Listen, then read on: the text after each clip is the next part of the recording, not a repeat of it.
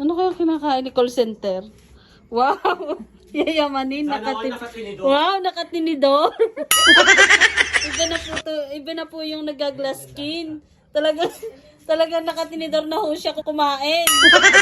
Mayaman na po siya ngayon, guys. Porket naka 36 in. Magaling, oh. Ang sarap ng ulam eh. Siya lang po sa lahat po ng mga kapitbahay namin.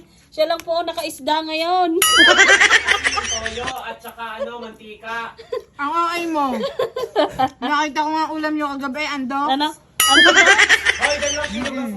Bakla na may Ang sarap padasal. naman ang ulam ni call center. Hindi man lang ho nangaalok. Nakatalikod pa ho sa amin. Sa buong buhay namin, siya lang nakakain ng tulingan. Oo. Gawa ng kami laging baguong. Mm-mm. Kaya kami may UTI, pagampagang aming bato. Kampayawan ko ah. Pasira na. Hindi talaga rin tulingan. Ano yan? Galunggo. Tingnan nyo naman po ang glass skin ni call center. Oh, wow. Walang ganyan, ha? Bumili na kayo ng 36 skin by Marie.